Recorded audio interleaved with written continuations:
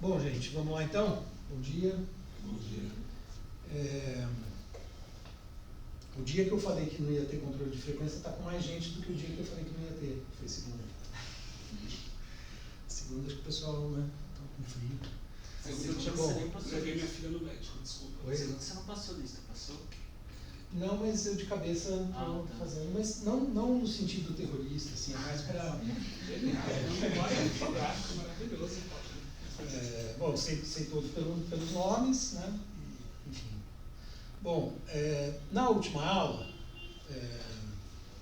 estava o Matias e o Rafael estavam, não é? Nelson também. A gente tinha visto, né, como que toda aquela nossa conversa inicial, né, as nossas primeiras aulas sobre a analítica, né, sobre como Kant vai em busca dos princípios que são reguladores da experiência, né, então os conceitos puros do entendimento, os princípios da experiência, né, os princípios puros que a gente viu, etc., deixam uma questão, né, de fundo colocada como uma espécie de pressuposto, que eu já tinha levantado como problema lá no começo, né, que é o onde ficam esses princípios, né, esses conceitos, esse a priori, esse transcendental, né, todas as palavras com que Kant se refere a esse domínio. Fica a questão sobre né, uma vez que no fim das contas, né, o Kant chama esse domínio de subjetividade transcendental, de sujeito transcendental, fica a questão sobre o que é esse sujeito e o quão subjetivo é então o mundo conhecido nesta experiência possível, delimitada pela sensibilidade, que são formas subjetivas, espaço e tempo, e articuladas pelos princípios do entendimento, que são subjetivos, né? Então, eu coloquei nesses termos, né, a questão passava a ser, bom, as coisas em si mesmas, que é o símbolo dos fenômenos, o mundo em si mesmo, que reuniria as coisas em si mesmas, existem ou não? Ou é uma simples especulação para delimitar um terreno aqui, que é o terreno do conhecimento possível, e não podemos afirmar absolutamente nada. Então, eu trouxe essa discussão, mostrei que dependendo da resposta que a gente dá a isso, a gente tem um Kant mais idealista, caso a resposta seja negativa, porque a gente está dizendo, bom, o mundo não existe independentemente do sujeito. Então, tudo que nós conhecemos é subjetivo, né? O mundo objetivo e subjetivo seriam a mesma coisa. Se existe, então, há um mundo, e o que o Kant constrói é o modo como está constituída a nossa perspectiva de interpretação do mundo. Seria uma perspectiva subjetiva universal, né? Porque comum a todos os seres racionais, no que diz respeito às formas da sensibilidade e aos conceitos do entendimento, portanto aos princípios da experiência. É claro que cada indivíduo concreto tem uma série de diferenças uns em relação aos outros, no que diz respeito a outras faculdades, né, como desejos, como modos específicos de se relacionar com os fenômenos, né, então o que cada um prefere fazer e por aí vai, né, quer dizer, muitas diferenças, mas uma certa estrutura comum seria universal, né, daí a gente poder falar numa perspectiva, eu até mencionei como isso eventualmente permite estender e pensar a noção de perspectivismo, que vai se tornar uma noção muito importante depois, inclusive no Nietzsche, né? A partir daí, só que sem essa chave universal, né? Pensando em perspectivas que se pulverizam. Mas, enfim, aí eu procurei mostrar como essa discussão, né, ela está presente no meu livro, citei algumas passagens, inclusive duas passagens do Kant, né? Esse é um ponto que autorizam leituras completamente antagônicas, né? Um em que ele parece afirmar claramente, ou melhor, um em que ele afirma claramente a existência da coisa em si e outro em que ele nega a existência da coisa em si, né? Então isso deu muita discussão entre os intérpretes, etc. Para analisar aqui, mostrei como o Cassirer tem uma posição radical em relação a isso, para ele a coisa em si é o puro nada, portanto ele se alinha aos que têm uma leitura mais idealista, digamos assim. Então, a partir disso, né, pensando quais questões são essas, que faculdades estão aqui em operação, a gente foi tentar entender, então, o que é a razão enquanto uma faculdade específica. Samantha, por favor, próximo slide. Uma faculdade específica do sistema subjetivo de faculdades que o Kant está estudando na Crítica da Razão Pura. Né? Aí eu falei para vocês que razão, né, tem dois sentidos, é importante frisar isso, porque às vezes isso pode eventualmente gerar uma confusão. Né? Razão tem um sentido amplo,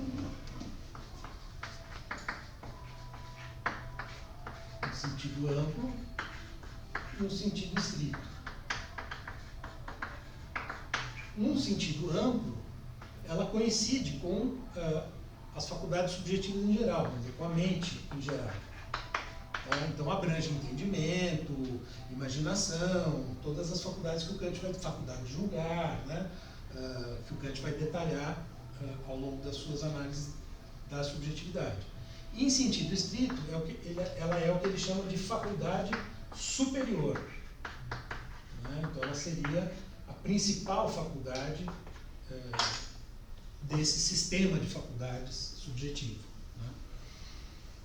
Mas quando ele fala, por exemplo, em Crítica da Razão Pura, no título da obra, ele está pensando na razão em sentido amplo, porque ele vai fazer uma análise na primeira parte fundamentalmente centrada no entendimento, para depois fazer a análise da razão na dialética. Né? Então isso só para deixar claro é importante. Né? Quer dizer, quando o Kant, no título da obra, fala em razão, ele está pensando, né, em todas as faculdades subjetivas. Mas então, indo para o uso específico da razão, a gente já viu na última aula como ela tem um uso lógico.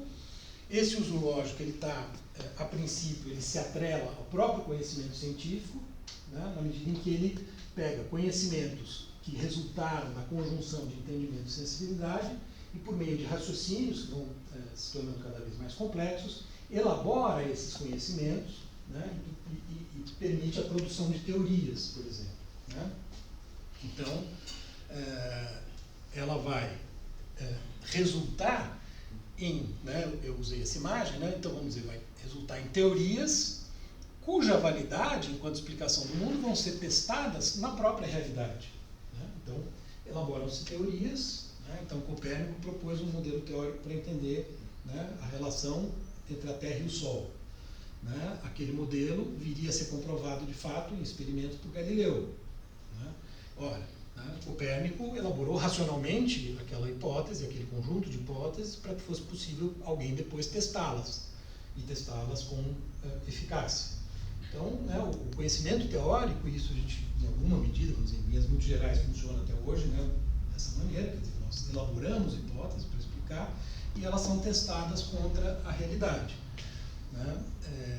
Então, até nesse aspecto, a razão ela faz parte desse conjunto aí de faculdades pelas quais nós constituímos, né, isso que eu sugeri, poderia ser pensado como uma perspectiva interpretativa da realidade que constitui a nossa experiência do mundo e o nosso pensamento sobre o mundo. Sensibilidade, entendimento e razão. Né? Porém, a gente viu também, eu citei o próprio Kant, né, desse uso lógico, a razão, eventualmente, ela passa ao que o Kant chama de uso puro. Por que puro? Porque aí já não está mais vinculado à experiência. Né? O puro, ele se contrapõe ao empírico, né? Como se o empírico fosse impuro. Isso não faz muito sentido aqui, mas vai fazer mais sentido na filosofia moral. Né? Mas, enfim. Então, nesse uso puro, significa que a razão ela produz raciocínios, e por meio desses raciocínios acaba por criar objetos que não podem ser testados na experiência. Por exemplo, a ideia de um fundamento último, e ideias como Deus e alma. Né? Deus como um fundamento último de toda a realidade, alma como um fundamento da nossa existência individual humana. Né? E aí, justamente, a dialética analítica, ela vai servir, né, eu falei sobre isso, a lógica transcendental se divide em analítica, que faz a análise das faculdades, de como elas funcionam, e na dialética. E a dialética, para o Kant, tem o sentido de que ele chama de lógica da ilusão, que seria justamente esse movimento, né, em que a razão projeta ideias e projeta objetos, aí está o equívoco, porque não tem objetos, né, são meras ideias, para uma explicação de caráter global, totalizante de toda a realidade, como fazia a metafísica clássica, né, que por isso mesmo era transcendente. Então eu trouxe algumas citações, né, que ilustravam isso, tanto no Cassirer como no Kant. Eu estou procurando trazer mais o Cassirer, né, nessas duas aulas agora, porque, segundo, né, o nosso programa original, a ideia era usar mais o Alain nas duas primeiras e mais o Cassirer agora. Né? E aí, nessas 4 aulas concebidas com uma introdução de caráter geral, né, eu tentei incorporar mais o Cassirer aqui. Bom, esse uso puro seria uma tendência natural da razão. E quando Kant fala uma tendência natural da razão, e mais, quando Kant fala de razão, do que ele está falando? Da razão tal como ela se manifesta efetivamente na história humana. Ele está pensando, por exemplo, na história da filosofia. Né? Então, na história da filosofia, nessa chave, a gente pode entender por que Platão pensou, a partir das ideias, um mundo inteligível. Um mundo substancial, diferente do mundo sensível. Por que Aristóteles pensou no primeiro motor? Né? Por que Descartes concluiu da ideia de Deus a existência de Deus? Né? Ou seja, é possível explicar os erros, né, digamos assim, os equívocos da metafísica até então, nessa chave. Esse seria, mas é uma tendência natural, quer dizer, a razão de fato faz isso. Kant não nega que ela faça isso. A questão é, uma vez que ela faz isso, o que podemos ou o que devemos fazer dessas ideias? E aí eu mostrei que, se nós fazemos um uso constitutivo dessas ideias, ou seja, se nós, assim como no âmbito da relação entre entendimento e sensibilidade, constituímos objetos e procuramos determiná-los, ou seja, predicar coisas, né? Falar, por exemplo, Deus é onipresente, onisciente, etc. Ou seja, se nós constituímos um objeto e falamos dele, constituímos um discurso aí, isso seria um uso constitutivo das ideias. Esse uso está proibido pelo modo como Kant está apresentando aqui o conhecimento. Então esse é o ponto em que a crítica dos empiristas à metafísica clássica foi incorporada pelo Kant. De fato, esse uso não pode mais. Não pode mais fazer um uso transcendente que constitua uma metafísica cognitiva, com pretensões cognitivas de mesmo porte das pretensões cognitivas da física, por exemplo. A metafísica não é conhecimento, ou pelo menos não é conhecimento no sentido em que a física, a química, a biologia, etc., são conhecimentos, que são ciências sobre a natureza, sobre a experiência, baseadas na experiência e baseadas em evidências empíricas e em testes empíricos das teorias. Na metafísica a gente não tem essa possibilidade. Então ela não pode mais ser uma ciência nesse sentido. Esse seria o uso constitutivo, né, que está ligado à ideia de ilusão transcendental, pretensão de conhecimento. Isso não pode mais. Eu cheguei a citar essa passagem do Cassirer, da 96. Deixa eu ver. O cara começa a troca de óculos. Não sei se vocês lembram. Acho que sim, né? Acho que estava...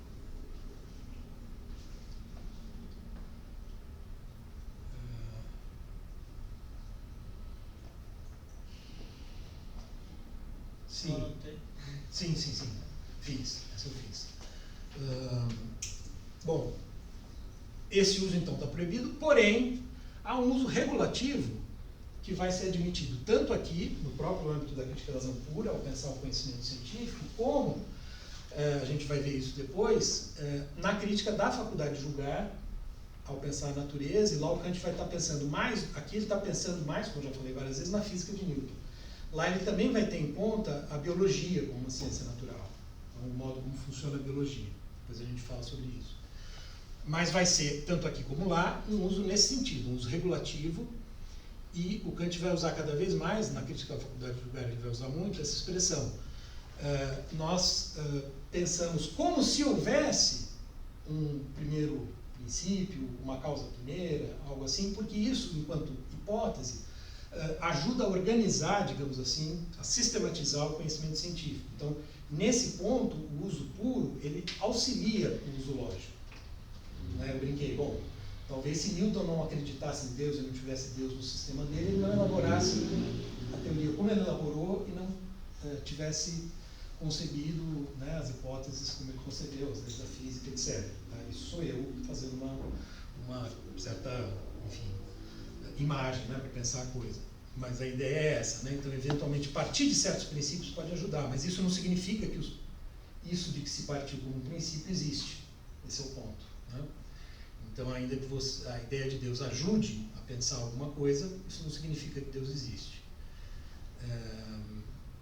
Tá?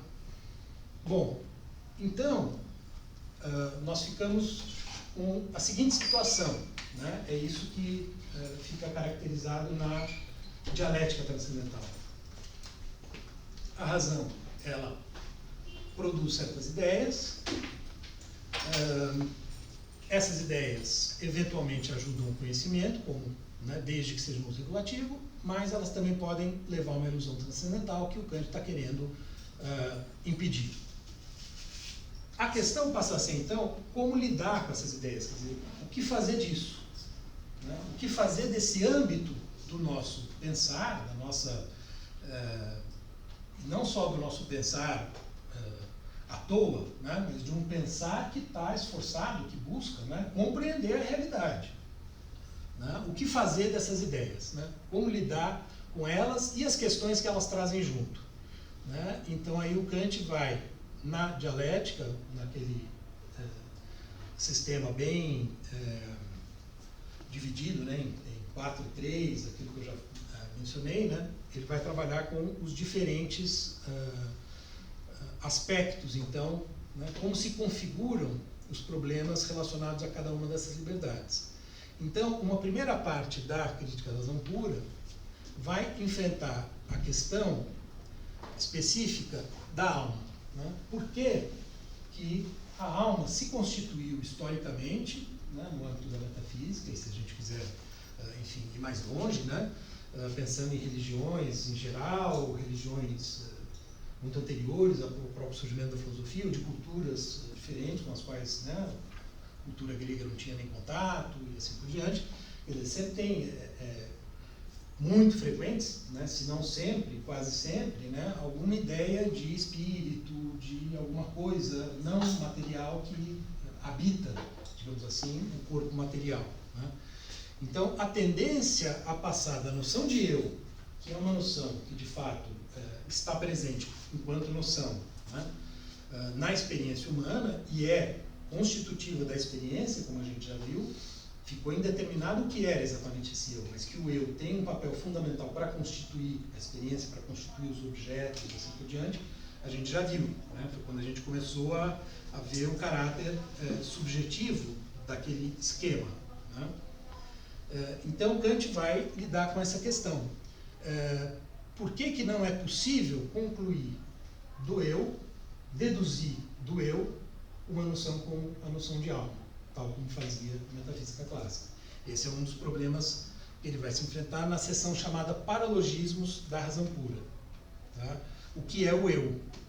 Né? É uma substância simples, uma substância pensante, como propõe Descartes, ou não é nada, ou é um mero fluxo de impressões, como sugere o Hume. Né? Então, o Hume e o Descartes funcionam aí como antípodas que diz respeito à compreensão do eu. Né? Enquanto Descartes afirma, né, que o eu é uma substância pensante, Hume afirma que o eu é um fluxo de vivências, de impressões, etc., que ele, em si mesmo não é nada. Em Kant, vocês vão ver agora na citação, né, no limite, não é possível determinar em termos cognitivos, ou seja, no âmbito que ele veio traçando até agora, que diz respeito às condições de possibilidade do conhecimento empírico, não é possível definir. Então, aí eu cito Kant na página 304, 5. Agora eu já estou começando a fazer pela B para facilitar, né, mas é 304, 5 da minha tradução aqui. Então, vejam. O Kant vai dizer o seguinte. Também estou tentando trazer um pouco mais os textos do Kant, já preparando, né, para as nossas próximas aulas, que serão baseadas em textos dele, inclusive os seminários. Então vejam, né, ele adota, não sei se dá para ver daí, né, quer dizer, aquele mesmo quadro semelhante ao da tábua dos juízos e das categorias, né, são 4 divisões, né, então a alma é substância, é simples, é idêntica, é uma unidade, né, e está em relação com os possíveis objetos no espaço, ou seja, teria uma relação, que é o grande problema, por exemplo, do Descartes, como é que a alma põe o corpo em movimento. Então, um pouco abaixo, o que a gente vai dizer é o seguinte, né, então, a isso se referem 4 paralogismos de uma doutrina transcendental da alma, que é equivocadamente tomada por uma ciência da razão pura sobre a natureza de nosso ser pensante. O alvo aí é bem claro, né? Descartes em primeiro plano e os demais metafísicos em segundo bem junto. Tá? No fundamento da mesma, no entanto, só podemos colocar a representação simples e por si mesma inteiramente vazia de conteúdo do eu. Né? Volta um pouquinho, Samantha, para uns slides acima. Mais para cima, mais para cima, mais para cima. Aqui. Né? Quando eu coloquei aqui, né? A síntese da apreensão. Então, como se o eu fosse esse locus vazio, né? Onde que permite reunir o diverso. Né? Então, é simplesmente essa unidade formal que torna possível a experiência. Enquanto o pressuposto da experiência, que é o que o Kant busca, né? no analítico, eu, até aqui é só isso. Volta lá, Samantha, por favor. Então, até aqui é isso, né? Uma representação inteiramente vazia do eu, do qual não se pode sequer dizer que seja um conceito, mas apenas uma mera consciência que acompanha o conceito. Né? Ou seja, quando a gente fala esta luz é verde, é como se o meu eu ele está acompanhando, né? Ele está pressuposto nisso tudo, nessa articulação de luz é verde. Tem um eu aqui que permite fazer isso. Seria um epifenômeno da próprio entendimento desse sujeito transcendental? Epifenômeno... No sentido marxista, o epifenômeno ele parte das condições materiais para chegar à consciência. Né? Eu estou pensando que seria um epifenômeno dessas condições do entendimento, você tem uma consciência quer dizer, que acompanha esse entendimento. Ela no limite, assim, o próprio entendimento está ancorado aí, né? Então é como se fosse um pressuposto, então nesse sentido, talvez um epifenômeno, precisaria pensar um pouco melhor sobre a noção, mas um pré-fenômeno, digamos assim, né? Em relação ao entendimento. Porque o entendimento não é um fenômeno também. O entendimento também é puramente formal. O fenômeno, no caso, é a lousa e a cor verde. Isso é um fenômeno, né? O próprio entendimento não é um fenômeno. Então, a gente poderia dizer que todo esse domínio a priori está nessa esfera de pré-fenômenos, digamos assim, ou condições prévias que possibilitam o fenômeno. Então, Kant prossegue, né, tendo dito isso, então, mera consciência que acompanha o conceito.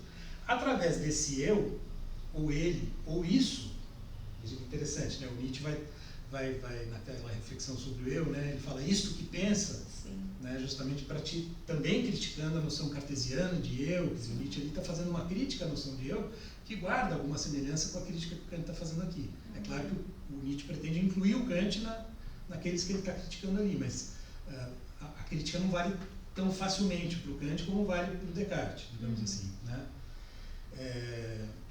Então, isso, né? Ele, eu, percebe? Esse trem aí, vai falar, o mineirês às vezes ajuda, né? Esse trem aí... Interessante até o Freud, né? Que usa o termo id também. Também. Que pensa, né? Isto que pensa, com isso não se representa nada mais do que um sujeito transcendental do pensamento. Então veja, né? A questão que tanto o Wood como o Cassir, né? Como eu aqui nas aulas anteriores, o que é exatamente isso, né? Então, ele está dizendo aqui. Então, vejam, esse eu, ele, isso que pensa, com isso não se representa nada mais do que um sujeito transcendental do pensamento igual a X. Coloquei aqui, né? Eu igual a X. Quer dizer, então, vejam, do ponto de vista de uma determinação na experiência, como a gente determina objetos, esse eu, Esse sujeito transcendental, portanto, todo esse domínio de que o Kant está falando aqui é X, é indeterminado. O Cassirer usa esse termo igual a X, eu não sabia que o próprio Kant tinha. Sim, ele tirou daqui. Eu achei meio X também. O que está falando desse X? No limite é como se, né, a gente pudesse dizer, bom, né, para todas essas ideias, no limite é como se fosse, né, você tem só a ideia, mas no caso do eu é diferente. Né? O eu, de fato, nós temos a experiência dele, como aquilo que acompanha a experiência, ele está sempre junto na experiência. Agora, o que ele é em si mesmo, porque isso levaria a pensar o eu em si mesmo, né? E não enquanto fenômeno que nós sentimos, né? E o Kant fala do sentido interno. Então, no sentido interno, nós temos um eu. Quer dizer, se eu fecho a cabeça, eu continuo representando a luz. A verde onde ela está, né? Ela está nisso que a gente poderia chamar de eu, mas o que é esse eu em si mesmo, né? Que a metafísica transcendente chamaria de alma? É um X. Nós não podemos falar nada além disso sobre ele, pelo menos aqui, no âmbito cognitivo. A gente vai ver em seguida como que isso muda um pouquinho no âmbito moral. Então, ele só é conhecido através dos pensamentos que são seus predicados, ou seja, eu penso, né? Isso pensa. E do qual, separadamente, não poderíamos ter jamais o mínimo conceito. Nós giramos em torno dele, portanto, em um círculo constante, já que temos sempre de nos servir de sua representação para julgar algo sobre ele. Um círculo constante. É interessante essa ideia até para pensar uma possível relação com a questão do círculo hermenêutico na hermenêutica, né? Do próprio Heidegger. Já que temos um desconforto, né, essa circularidade, um desconforto que não pode ser afastado, pois a consciência em si não é tanto uma representação que distingue um objeto peculiar, mas sim a sua forma em geral, na medida em que deva ser denominado um conhecimento, pois apenas através dela eu posso dizer que penso algo. Né? Então, quer dizer, a possibilidade de pensar um objeto que a gente tinha visto antes, etc., tudo isso supõe o eu como uma capacidade de representar, né? Mas a representação mesmo, o eu mesmo, né, não constitui um objeto. Então é um paradoxo, né, uma situação realmente extremamente difícil, né, mas que o Kant está dizendo, olha, no âmbito do conhecimento não há como resolver isso. Essa citação é na página 304 da sua tradução. Da minha tradução, isso está em B403. Tá. Minto. B403 para 404. Está mais na 404. Então, nesse problema do eu, o Kant tenta meio que limitar um pouco até onde Descartes foi, ao menos no que toca essa teoria do dualismo psicofísico, assim, o Kant tenta não... Descartes e todos os outros metafísicos, né? Mas se a gente pensa especificamente no Descartes, sem dúvida. Quer dizer, a gente de fato tem o eu aí pressuposto em tudo isso, como Descartes, digamos, acertadamente viu. Agora, daí a achar que o eu está separado do mundo material primeiro, e achar que o eu constitui uma substância, Descartes deu um passo nessa direção, que é justamente o que o Kant está dizendo que não pode ser feito. Então, isso quanto ao eu. Né? Outras duas questões fundamentais, evidentemente, vão ser: Deus existe ou não existe? Vai ser o objeto da quarta antinomia. Aqui, então, vem, com relação ao eu, o que ele chama de paralogismos, e aqui as antinomias da razão pura. Deus existe ou não? Existe liberdade ou é tudo determinado? Né? Portanto, liberdade versus determinismo é a terceira antinomia, que é um velho problema filosófico que se colocava já, em certo sentido, nos gregos, né, porque tinha a noção de destino, já na filosofia cristã, em termos teológicos, porque se Deus determinou como o mundo vai ser e sabe como tudo será, então já está tudo desenhado no intelecto divino. Então, como é que eu posso ter livre-arbítrio? Então, é o mesmo tipo de problema, percebe? No que diz respeito ao agir humano especificamente, né? Mas o Kant coloca aqui em termos abstratos, nos termos de uma contraposição entre a possibilidade de uma causa que se inicia de repente por oposição a uma determinação constante por causas anteriores. Né? Eu cheguei a fazer aqui o desenho na segunda, né, das causas, uma se seguindo às outras. Dessas antinomias, ele vai dizer que não há como decidir. Né? Ambas podem ser verdadeiras, porque as ideias que elas trazem não são contraditórias. Né? Isso é um critério que ele traz da própria lógica, em que ele diz, olha, se uma ideia, se um pensamento ele não é contraditório em si mesmo, né, internamente, ele pode ser pensado. É uma possibilidade em termos abstratos, para além do sensível, mas que não pode ser objeto de conhecimento. Então, tanto pode estar certo quem afirma que sim, como quem afirma que não, né? Daí o Kant ser associado à ideia de agnosticismo, né? Pode ser que Deus exista, pode ser que não dá para saber, né? E a princípio a mesma coisa com relação à liberdade e determinação, que também tem a ver com problemas da metafísica clássica, né? A questão do ocasionalismo, né? Que a gente mencionou, né? Então, será que de repente Deus interfere? Ou ele já causou tudo lá atrás e já tudo segue uma primeira determinação? Os iluministas trazem muito, né, esse debate. Por exemplo, quem? Os iluministas. Sim. Pensando aqui, Voltaire, Barão de Holbach, por aí, eles trazem bem essa... É uma discussão que está posta no contexto moderno, né? A modernidade ela está toda envolvida com isso, né? O Kant está procurando dar uma solução que, em alguma medida, foi recebida como uma solução meio do tipo, olha, realmente não tem como. Isso que eles estão tentando resolver não vai ter como resolver do jeito que eles estão tentando resolver. Então, o problema ele ganha uma nova formulação, por isso que o Kant é considerado meio que o encerramento dessa discussão. Né? Com isso ele encerra a discussão. Ele fala, olha, não adianta continuar discutindo isso. A gente não vai chegar a um resultado. Né? Pelo menos não enquanto conhecimento. Se a gente tenta pensar a metafísica conteudista, né? A metafísica de conteúdos, como uma metafísica verdadeira. A metafísica passa a ser, como a gente já viu, isso que o Kant está fazendo, ou seja, um exame das próprias condições a priori de possibilidade do conhecimento. Ou seja, não um além da física, como eu brinquei, mas um aquém da física, ou seja, aquilo que está pressuposto para que a física funcione. Então, ele só vai chegar a conceitos, etc, etc. Bom, isso aqui vai ter, sobretudo a terceira antinomia, uma implicação direta para a questão moral, que eu já estava meio antecipando antes. Né? Por quê? Né? Porque justamente a gente vai ter essa contraposição entre a ideia de que, bom, né, pegando o desenho aqui, tudo está determinado por causas anteriores. Por que a ação humana seria diferente?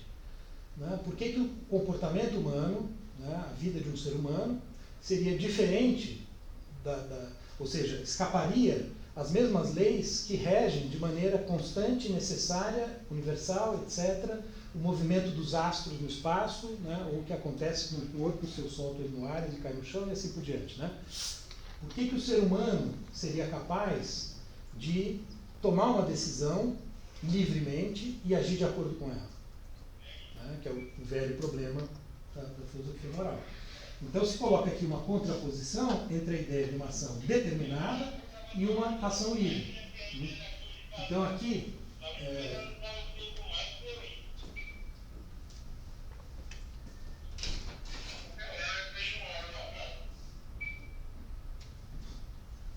barulho, né? Então eu trago aqui uma citação também para mostrar para vocês, né? As antinomias da razão pura, elas são constituídas da seguinte maneira. O Kant, isso é muito um modelo que vinha como é que chama? Das disputas metafísicas, né? Estamos escapando do nome agora, enfim, né? Então tem a tese de um lado e a antítese do outro. Né? Então ele coloca a tese, então vejam só como é interessante. Então, primeiro conflito. Tese, o mundo tem um começo no tempo e está encerrado em limites também no que diz respeito ao espaço. Antítese, o mundo não tem começo nem limites no espaço, nem é infinito, tanto em relação ao tempo como em relação ao espaço. Né? Então, posições tomadas em relação a isso. Né? Eu mencionei os pré-socráticos, por exemplo, né? Que falam não tem começo nem fim, etc.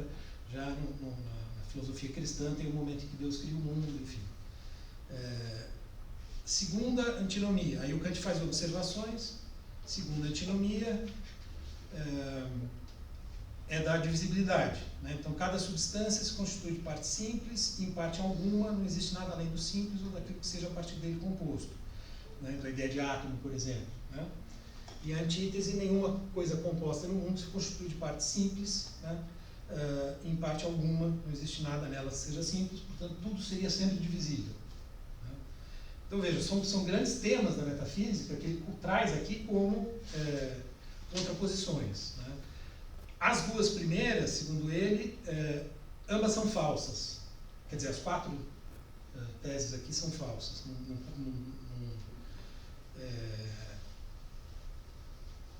Não dá para afirmar de modo algum, quer dizer, nem como coisas possíveis. Bom, aí o que nos interessa agora, a terceira antinomia, né? Depois tem a quarta. Então a terceira diz o seguinte, tese: a causalidade segundo leis da natureza não é a única a partir da qual os fenômenos do mundo possam ser deduzidos em seu conjunto. Para explicá-los, é também necessário assumir uma causalidade por meio da liberdade. Liberdade, entendida aqui no primeiro momento, no sentido cosmológico, no sentido de uma espontaneidade. Quer dizer, então eu tenho causas e eu posso ter, de repente, né, uma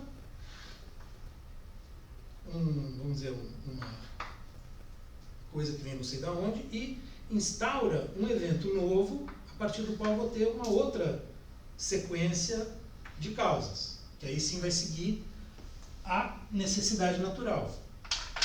Então está dizendo que nem tudo é determinado por leis necessárias. Isso.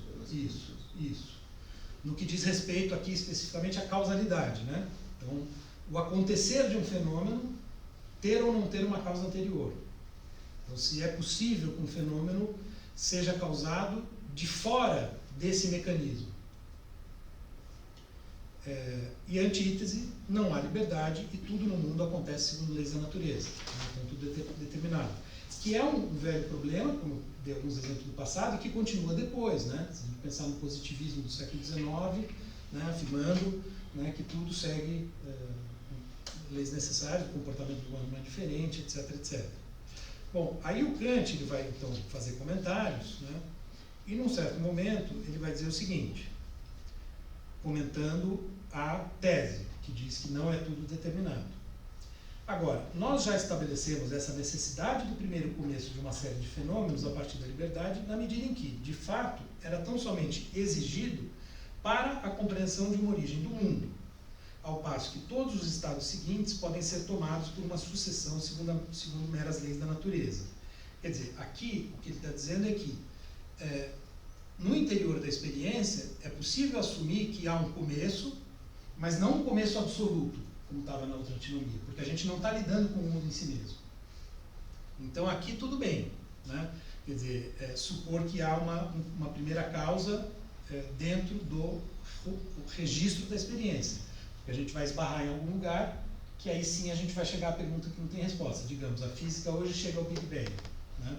Então está ali um primeiro começo, vamos supor. Aí a gente pergunta, mas e antes do Big Bang? O Kant diria, bom, essa pergunta já nos remete a uma antinomia insolucionável. Tá? Mais ou menos por aí. E aí ele segue. Como, no entanto, a faculdade de começar apenas por si mesmo uma série no tempo, né, foi assim provada, ainda que não compreendida, isso aqui também dá margem a muita discussão. Também nos é permitido, a partir de agora, deixar que comecem por si mesmas, em meio ao curso do mundo, diferentes séries, segundo a causalidade, e atribuir às substâncias delas uma faculdade de agir por liberdade.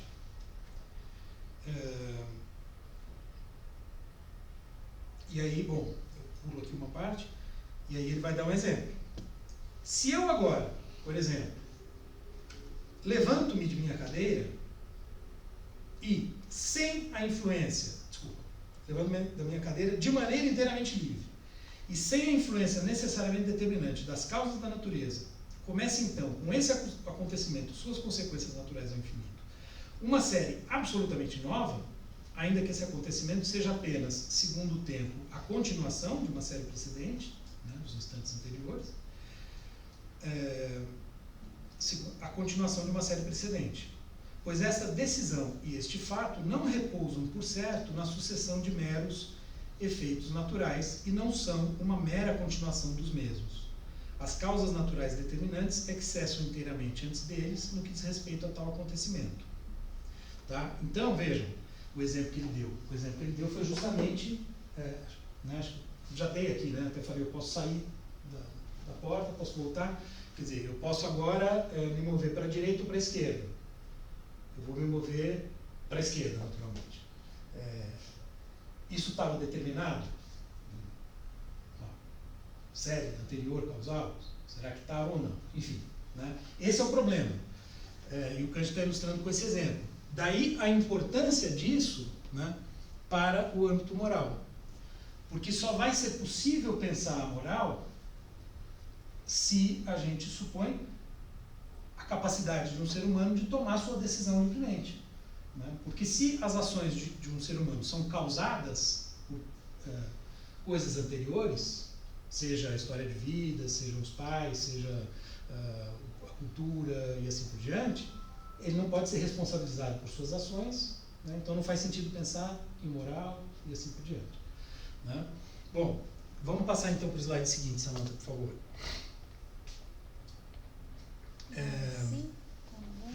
Isso, um pouquinho para cima. Não, aqui não tem. Vamos deixar assim, depois a gente... Beleza. Tá. Não tem certinho. Então, antes de passar para cá, eu queria só fazer uma citação do Cassirer, que está na página 224, para 225,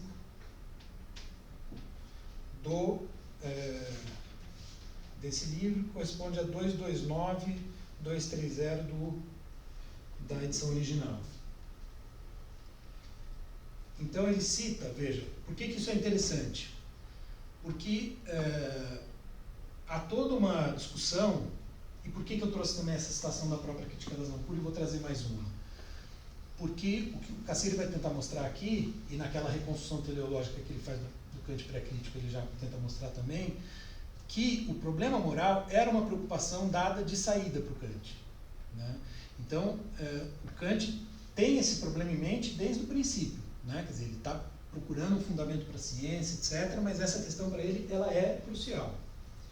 Então, o Cassirer cita uma carta do Kant ao Lambert, de setembro de 1770, portanto, quando está começando ali a tal década silenciosa, né, que ele vai preparar a razão pura, o Kant diz o seguinte: eu me propus a me restabelecer de uma indisposição que me abateu este verão, e para não ficar sem ocupação nas horas livres, a pôr em ordem e finalizar neste inverno minhas investigações sobre a sabedoria moral pura, na qual não se deve encontrar nenhum princípio empírico e, por assim dizer, a metafísica dos costumes, né? Que é uma noção fundamental, né? Que está aqui. Por isso que o Kant vai fazer a fundamentação da metafísica dos costumes. Então ele diz, ainda o Kant, né, na carta, ela abrirá caminho de vários modos para as intenções mais importantes no âmbito da forma alterada da metafísica. E a mim me parece, além do mais, ser igualmente necessária para as ciências práticas, cujos princípios são ainda hoje tão mal decididos. Aí termina a citação do Kant e o Cassirer comenta. Mas por mais que essa tentação, no curso da década seguinte, repleta das mais abstratas especulações, tenha atraído Kant, seu espírito sistemático sempre se opusera.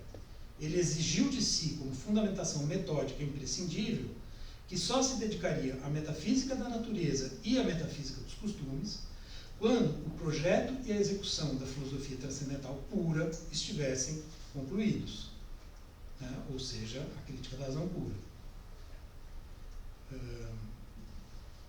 Então, ele, um pouco depois diz, o Cassirer diz, a fundamentação da metafísica dos costumes, quando ela foi publicada em 1785, né, então, Crítica da Razão Pura, 1781, a fundamentação já estava nos planos do Kant. Só que como a Crítica da Razão Pura foi mal recebida, foi mal interpretada, e ele ficou preocupado, a gente já falou sobre isso, ele escreveu em 1783 os Prolegômenos, que é uma espécie de introdução à Crítica da Razão Pura. Né? Em 1785 vem a fundamentação da metafísica dos costumes. Né? Quer dizer, então já estava ali nos planos. A metafísica dos costumes mesmo, né, que contém então a doutrina do direito e a doutrina dos costumes, ele só vai, a doutrina da virtude, ele só vai publicar em 1798. E isso era o que importava para ele, era a fundamentação. Né? Então, quando ela foi publicada, tal como a Crítica da Razão Pura, também era o produto de uma reflexão de mais de 12 anos. mas a vivacidade, a elasticidade, são termos que o Cassirer usa muito para falar do Kant, e o impulso da exposição não sofreram qualquer perda por isso. Em nenhuma de suas obras críticas, a personalidade de Kant está presente de modo tão imediato como aqui. Aqui entra aquela coisa do Cassirer, né, de enaltecer o Kant e tal. E por aí vai, né, enfim. Então eu queria só chamar a atenção para isso, né, como as duas preocupações estão juntas, né? O Kant está pensando, está com o olho no gato e o outro o olho no peixe e o outro no gato, né? Então o tempo todo com essas duas coisas em mente, né? O Cassirer está tentando mostrar já no pré-crítico e durante a década silenciosa. Bom, mas aí como é que o Kant vai chegar então, né? Porque o que ele vai tentar fazer? Ele vai tentar fazer alguma coisa de análogo ao que ele fez na Crítica da Razão Pura.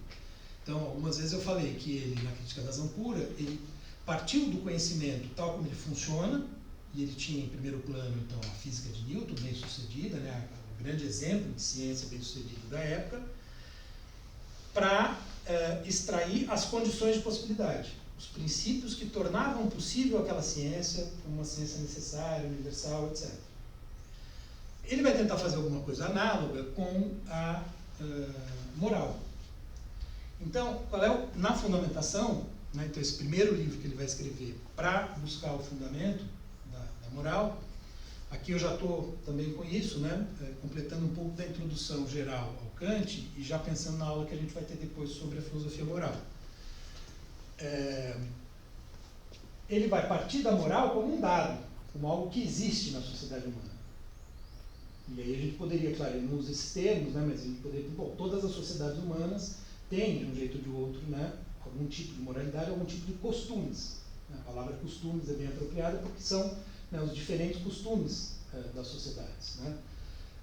Aqui eu coloquei, claro, indo além do Kant, porque o Kant está pensando na sociedade dele ali e tal, né, muitos vão criticar, um europeu, tudo.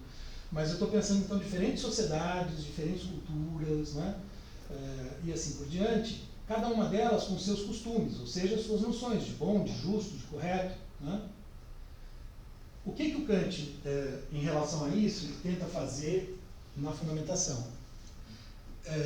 Olhar para como funciona a moral, do mesmo jeito como ele olhou para como funciona o conhecimento, e tentar extrair quais seriam os princípios que colocam na moral elementos necessários e universais. Lembra? O Hume tinha deixado um problema no conhecimento que era a ciência não necessariamente está fundada em elementos universais. Por exemplo, a lei da causalidade foi obtida por hábito, né? A lei da gravidade, por exemplo. Então pode ser que amanhã eu solto o giz, em vez dele cair, ele sobe, digamos, né? Não há garantia nenhuma. Então o Kant resolveu isso lá. Na moral, por que precisa haver necessidade de universalidade? Em algum nível, em algum ponto. Porque se não houver, nós não temos como diferenciar costumes bons de costumes ruins, ações boas de ações más, né? E aí isso conduz a um relativismo, né?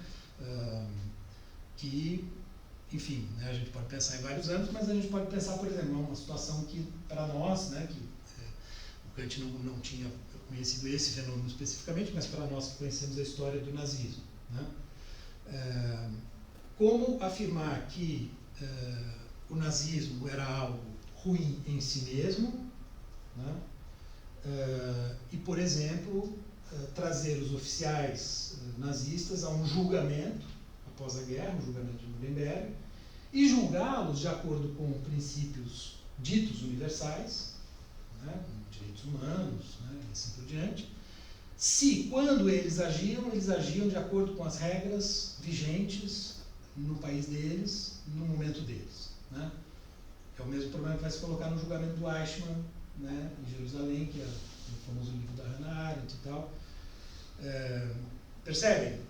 Se não tem nenhum critério válido no âmbito moral, como é que a gente vai fazer esse tipo de distinção? Então seria necessário encontrar algo, né, algum elemento, algum princípio de caráter universal por trás da diversidade de costumes e da diversidade de posições individuais, posições grupais, etc.,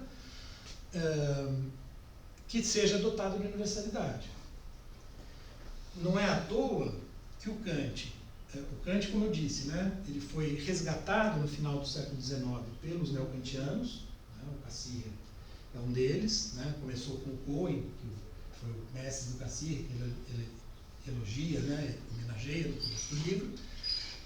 O Kant foi resgatado para ir contra o hegelianismo, né, que tinha se tornado dominante na primeira metade do século XIX.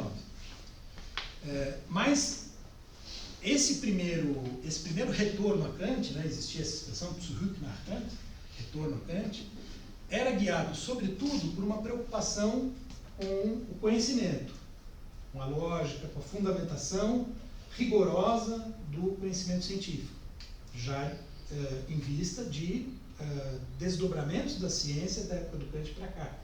Né? Então, o foco principal era o conhecimento. Embora já houvesse, né, o próprio Cassirer, também preocupações com a moral, o foco era o conhecimento. Depois da Segunda Guerra, né, nas décadas seguintes, há um retorno a Kant especificamente relacionado com a moral e o direito. Né? Então, não é à toa que em 1948 a ONU, né, escreve a Carta dos Direitos Humanos, que faz lembrar a Declaração dos Direitos Humanos francesa, né? E dali em diante, o Kant passa a ser um autor que se recorre muito nas discussões sobre filosofia moral e política, por oferecer uma forma, né, um modo de tentar solucionar o problema do critério moral de um modo universal, que seja o mais formal possível, ou seja, sem conteúdo concreto. Né? Então, não é à toa que o John Rawls, por exemplo, né, na Teoria da Justiça e em outros textos, vai usar o Kant como um inspirador para tentar pensar um critério para formular uma teoria da justiça de caráter universal. Né? E aí o Kant passa a ser um autor presente no debate. O Kant tem um texto que é A Paz Perpétua, né? Que era pouco, não se dava muita importância, né? Passou a se dar uma grande importância, porque o Kant foi o primeiro ali a pensar uma comunidade de estados, mais ou menos como a ONU, digamos. Então a própria ONU, né, se valeu do Kant, né? Então há um resgate por aí. Por conta disso, né? Porque o Kant foi tentar encontrar uma solução para um problema que é dificílimo, e que é dificílimo até hoje. Né? É uma discussão que se coloca, né? Hoje a gente tem muito essa discussão, né? Porque são diferentes sociedades, diferentes culturas, diferentes costumes que têm diferentes valores. Né? Tem aquelas questões célebres, né, assim, que isso se coloca de maneira mais forte. Por exemplo, né, tem tribos indígenas que sacrificam a criança que nasce defeituosa, por exemplo. Não sei se já viram esse debate. Então, bom, faz parte da autoafirmação da cultura que eles mantenham essa tradição, mas é uma tradição que vai contra, né, a lei brasileira por um lado e contra, né, a ideia de direitos humanos por outro. Ou a castração das mulheres, né, a castração do clitóris, né, das mulheres em alguns países árabes. Né, vai contra os direitos humanos, faz parte. São casos assim típicos, né, em que essa discussão se coloca. E também, né, Fernanda, pensando na moral assim, também como que ela muda dentro da história também, né? Que Nietzsche Sim. fala isso, por exemplo, tem a questão das tribos, dos costumes, tem um costume aqui, outro lá por diferentes sociedades, mas estava pensando aqui, Nietzsche, tanto demasiado humano, genealogia da moral, que tipo, vingança, por exemplo, que no passado, dentro também da nossa história, podia ser exercida, ela podia ser, e hoje em dia não, né? Então, assim, também nesse aspecto, né? Como que a moral relativa ou não, né? Sim. Tipo, a relatividade da moral. Exatamente. Também. O Nietzsche, ele é um crítico duríssimo do imperativo categórico, que é o princípio kantiano. Ele fala, tem uma passagem que ele fala, o imperativo categórico me faz cócegas, né, me dá vontade de rir, né, ele ironiza, né, essa ideia e afirma a todo tempo que existem muitas morais no plural, né, que é possível pensar uma moral. Então, o Nietzsche é um bom exemplo de um relativismo moral que ganhou força no século XX, né, inclusive, né, foi explorado pelos nazistas, né, usado, né, claro que de maneira, uma interpretação muito forçada, mas no próprio direito internacional, né, se a gente pega na época, no final do XIX, começo do século XX, havia um relativismo muito grande em relação à possibilidade de ter existia a Liga das Nações, né, mas eles consideravam ridículo, que não tinha chance nenhuma. Assim como hoje tem muita gente que critica a ONU, né, com boas razões até, mas Mas havia um relativismo em relação a isso, né, muito forte. Então, sem dúvida, Nietzsche é um argumento a favor, é alguém que argumenta muito contra a possibilidade de um princípio universal no âmbito moral. Mas o que o Kant tenta fazer na fundamentação é justamente isso, né? Quer dizer, então, a partir de noções comuns, aí ele pega a noção de dever e a noção de boa vontade, como sendo noções que são noções do cotidiano, né? Portanto, assim como ele tinha visto como funciona o conhecimento, ele está tentando ver como funciona a moral, ou seja, como funciona o modo como os seres humanos avaliam as suas próprias ações e as ações uns dos outros, né? E considera, puxa, isso foi injusto, isso foi justo, e assim por diante. Tendo havido um insight, acho que a gente mencionou isso na aula do Pedro, né, sobre o Rousseau, tendo tido um insight no Rousseau, não lembro se a gente foi muito longe nisso, né, mas o Cassirer, acho que não, né? Isso vale a pena mencionar, não sei se vocês conhecem a posição do Rousseau, né? O Rousseau, antes do Kant, né, por exemplo, no discurso sobre a origem da desigualdade, né, ele fala do sentimento de piedade como um sentimento que seria próprio de todo ser humano. Então ele concebe um sentimento universal de empatia, digamos assim, né, de identificação com o sofrimento do outro, etc., que serviria de base para pensar a questão moral. Uma coisa que o Schopenhauer vai resgatar depois, se contrapondo ao Kant, mas também tentando encontrar um fundamento. O Cassirer, ele procura chamar a atenção para a influência do Rousseau sobre o Kant, nesse ponto. O Rousseau teria descoberto, e aí tem uma citação não vale a pena eu mencionar, eu me confundi um pouco porque o Pedro ele deu aula aqui na quarta e ele fez um seminário na sexta, no grupo de filosofia alemã que eu assisti também, então acho que essa questão do Rousseau foi lá. Eu até citei essa passagem. Deixa eu ver se eu acho fácil aqui.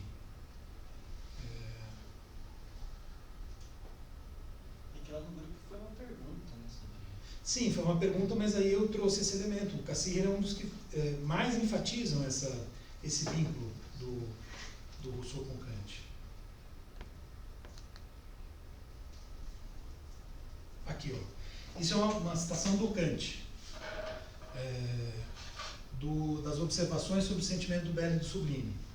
O Kant diz o seguinte: onde antes se encontravam apenas desordem e multiplicidade mal arranjada, Newton foi o primeiro a ver ordem e regularidade ligadas com grande simplicidade, e desde então os cometas seguem sua trajetória geométrica. Olha que interessante, né? Newton encontrou o princípio, os cometas seguem, quer dizer, o sujeito da frase seguinte é os cometas, da oração seguinte, né? Portanto, o mundo funciona a partir daquele princípio.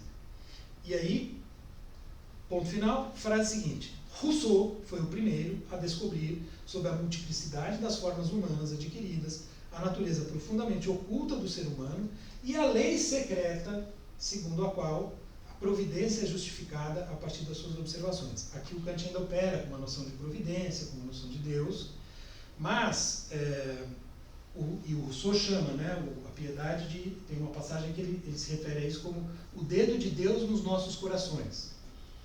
O Rousseau escreveu bem, é bonito, né? Então, uma passagem, a piedade é o dedo de Deus nos nossos corações. E então, com isso, ele teria descoberto essa natureza oculta e essa lei secreta. Percebe? Então, o Rousseau tem uma influência grande sobre o Kant. O que eu devo ter comentado é que uma das únicas vezes que o Kant não fez a famosa caminhada foi quando ele estava lendo o Rousseau. O Emílio, né? Ele perdeu o horário da caminhada. Mas com isso, vamos dizer, o Rousseau deu a pista de encontrar dentro do próprio ser humano alguma lei oculta.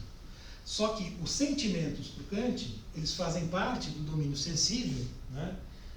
E variam de indivíduo para indivíduo.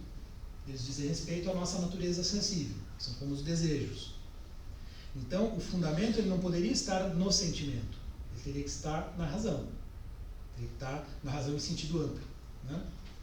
Então, é como se o Kant pegasse esse insight do Rousseau e usasse, mas trouxesse esse princípio para a racionalidade. Por isso que a lei moral vai ser uma lei da razão prática, por isso que ele vai escrever depois, em 1788, a crítica da razão prática, né? Uma vez estabelecido o fundamento, né? E aí esses livros, né, eles têm uma proximidade. A ideia é, dada essa diversidade toda, tentar encontrar isso, tentar encontrar a lei oculta, tentar encontrar o princípio comum por trás da diversidade. Qual será o princípio comum? né? E aí ele vai na fundamentação chegar ao famoso imperativo categórico, né? Que vocês já devem ter ouvido falar, inclusive quem lê os críticos do Kant como Nietzsche certamente já ouviu falar, cuja primeira formulação, né, ele faz algumas outras na fundamentação, diz o seguinte: haja somente de acordo com uma máxima que você pudesse querer que fosse ao mesmo tempo uma lei universal. Né? Então a ideia é que na sua ação você siga um princípio, uma máxima, que poderia ser uma lei universal. Então você está decidindo se vai mentir para alguém. Né? Você pensa, bom, se a mentira fosse uma regra universal, mentiriam para mim. Quer dizer, não poderia ser uma regra universal. Não só por isso, né? Mas não poderia ser uma regra universal. Vai ter diferentes formulações, tem muita bibliografia, evidentemente, sobre isso e tal. Formulado assim, num primeiro momento, faz lembrar a famosa regra de ouro, né? Não faça o outro que você não quer que faça para si e tal. Quer dizer, são noções morais comuns que o Kant certamente tem em mente, mas ele está tentando dar uma formulação de caráter estritamente formal e racional, que permitiria pensar a autonomia do ser humano. Por que autonomia? Né? Aí a gente vai entrar numa outra questão importante. Porque nós estaríamos agindo segundo um princípio que é puramente subjetivo, no sentido da subjetividade com a qual a gente vem lidando até aqui, ou seja, uma subjetividade de caráter universal. E não uma determinação pela necessidade natural e pela natureza. Né? Então, a natureza, ela me faz, por exemplo, se eu sou ofendido por alguém, a ter um impulso inicial de muita raiva e, por exemplo, de agredir ou matar aquela pessoa, digamos. Né?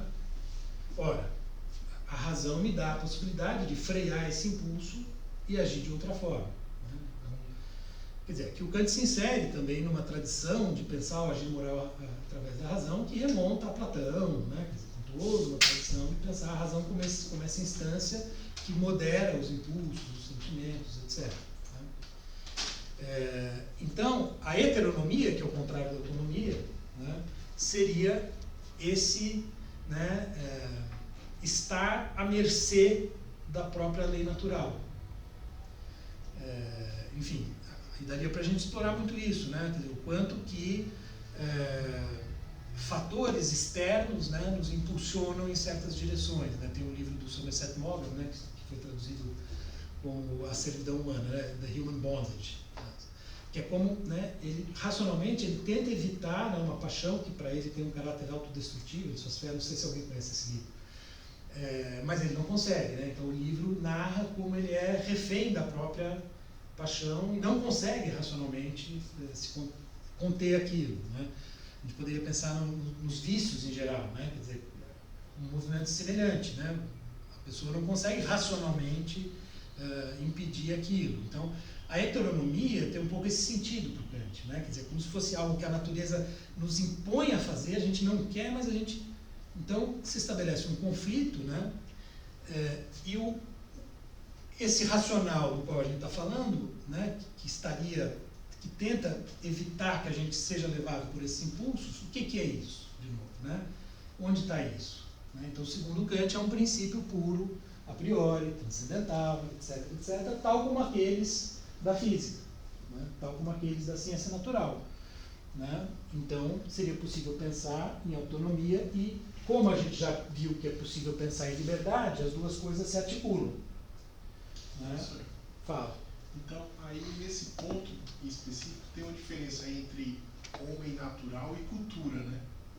Assim, quer dizer, se a moral se constitui com esses princípios, se ele funda os princípios morais na razão, e ele tenta se desvencilhar desses impulsos naturais, então tem uma diferença entre natureza e humanidade, assim, vamos dizer assim, entre o aspecto moral e o aspecto natural, assim.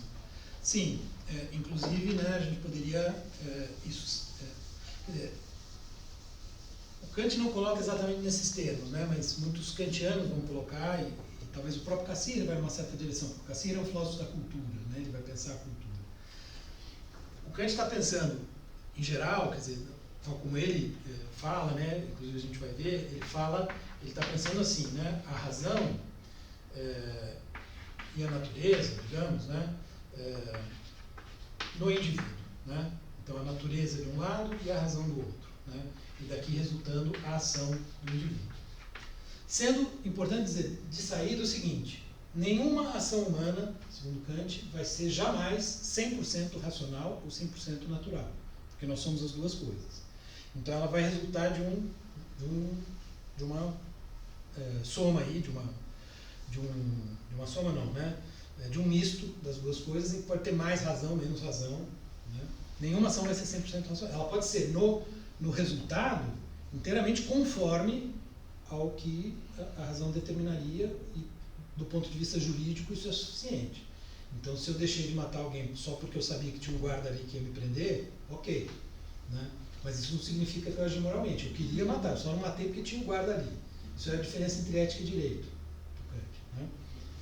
Eu não agi por moral, eu não agi por um elemento racional. Eu estava com medo de ser preso, então eu agi por uma razão meramente natural, não queria ir para a cadeia, né? Bom, ele está pensando nessa chave. A cultura é um complicador, né? Porque na verdade a razão, mesmo pensando, né, num princípio desse tipo, ela, a gente poderia dizer, né, ela atua tanto sobre a cultura como sobre o indivíduo, né? E a natureza é idem, né?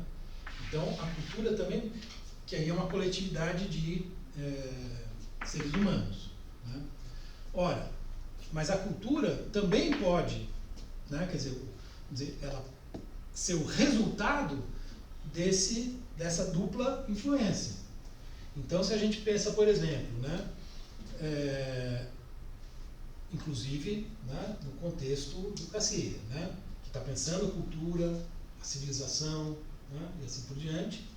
Então você espera que um país onde a razão é cultivada, um país que tem Kant como um herói e assim por diante, a cultura vai ser uma cultura extremamente racional e civilizada. No entanto, justamente ali surge o nazismo, que tem muito mais influência de elementos pulsionais, passionais, né, da ordem do irracional, do que do racional. Então, também a cultura está sujeita às duas coisas, né? Então, se a gente for, né, tornar mais complexa a discussão, sem dúvida, né, a gente tem que levar em conta a cultura. Mas, por outro lado, também a gente poderia dizer como é que a razão, ou como é que as noções morais, racionais, chegam ao indivíduo. Elas chegam pela cultura, tanto é que o Kant começa analisando a sociedade, né? É claro que um indivíduo, né, formado numa família que cultiva certos valores, etc., né, tem mais chance de agir daquela forma do que um outro e assim por diante, né? Mas essa matização, né, ela não é tão forte, pelo menos não nesses dois textos, né? Quer dizer, o Kant tem também a antropologia, tem a própria doutrina do direito, quer dizer, tem outros textos que nos permitiriam pensar tudo isso numa chave um pouco mais abrangente e mais complexa, né? E certamente autores, né, comentadores que vão explorar a discussão nessa direção. É um fator a ser levado em conta, sem dúvida. Mas quando ele está pensando, assim, vamos dizer, o núcleo, né, de fundamentação da moral, o que aparece em primeiro plano é o indivíduo confrontado, né, com esses dois vetores, digamos assim, né? Isso que você colocou de propiciar a cultura é o que ele fala do uso público da razão, né? Quanto mais o uso público da razão for utilizado de forma coletiva, a cultura progride para criar uma legislação cada vez mais perfeita, próxima de uma perfeição município. A ideia de um progresso moral, os textos históricos, né, você trouxe bem, o texto que é o Iluminismo, por exemplo, não é um texto que ele discute isso. Ele faz essa distinção, né, entre o uso público da razão e o uso privado. Então, quando você está... Só que o que ele chama de privado não é doméstico, é privado, assim, no seu âmbito de trabalho, por exemplo. Então, o padre, no interior da igreja, ele tem que fazer o que os seus superiores mandam. Mas ele pode escrever um artigo no jornal dizendo o que ele pensa, mesmo que vá contra o que a igreja pensa, por exemplo, né? Nesse sentido, a distinção. Mas, sem dúvida, isso é uma coisa que os comentadores vão explorar muito também, a ideia de uso público. Em que você pode esperar das instituições, né, uma melhora progressiva. Por isso, né, que a primeira metade do século XX, ela conduz os autores, os filósofos, né, os pensadores a uma posição muito pessimista por contraposição ao Kant, né, e por contraposição ao iluminismo em geral, né, porque as duas grandes guerras ocorridas no coração da Europa, né, que era a filosofia eurocentrada, etc., tudo que a gente sabe, né, onde o lugar do iluminismo, né, então se esperava um progresso moral, né, as duas guerras foram, né, uma catástrofe, né, sobretudo a segunda, né, e o Holocausto, etc. Bom, é uma coisa inacreditável. Então há um pessimismo muito grande depois da Segunda Guerra que vem esse negócio, né, de tentar pensar um otimismo e tal, né, mesmo assim, né, com ressalvas, né, e assim por diante. Mas são questões... Então, quer dizer, é claro que o Kant tem isso em vista, né, mas a maneira como se formulava à época ainda, né, a própria noção de cultura e tal, não era a mesma que vai estar presente aqui, né, no Cassirer. Mas dá para tirar daí muita coisa. Bom, retomando aqui o nosso fio, então, voltando, quer dizer, eu trouxe de lá esse mesmo esqueminha, né, quer dizer, então, sobe só um pouquinho, Samanta, por favor, esse mesmo slide. Né, aquela contraposição entre a ação livre, né, e a ação pela natureza. Então, o que o Kant nos falou naquela citação que eu trouxe da crítica da razão pura, e agora, pelo que a gente está vendo aqui, trazendo a solução da liberdade para cá, o que aparece é o seguinte: tinha ficado estabelecido que é possível sim um outro tipo de causalidade. Então, aqui está a causalidade, né, as causas naturais, a causalidade da natureza. Aqui tem uma outra causalidade que é justamente o que eles chamam de liberdade. Tá? Que lá ele estava pensando num sentido genérico, qualquer causa que não é natural, né? E aqui ele está atrelando ao ser humano e atrelando especificamente ao princípio moral. Né? Então, em sentido negativo, a liberdade já estava dada. O Kant faz essa distinção. Significa agir de acordo com alguma outra, ou seja, não agir segundo a lei natural. Em sentido negativo. Ela não é isso. Em sentido positivo, ela é agir de acordo com a razão, de acordo com o imperativo categórico, de acordo com o que também ele vai chamar de lei moral. Né? Então, esse seria a liberdade em sentido positivo. Tá? Até aqui, então, vamos dizer, ele mostrou que é possível pensar isso. Tá? Então, a ação humana ela pode ser pensada, sim, como resultante disso, junto com isso. Porque nós estamos inseridos no espaço e no tempo, nós somos corpos que estão no espaço e no tempo tanto quanto qualquer outro fenômeno. Né? Então, nós não podemos sair por completo da natureza, evidentemente. Então, nós sofremos ações, né, da necessidade natural o tempo todo. A gente sente fome, a gente sente sede, tudo isso é determinado pela natureza, não é a lei moral. Certo? E por aí vai.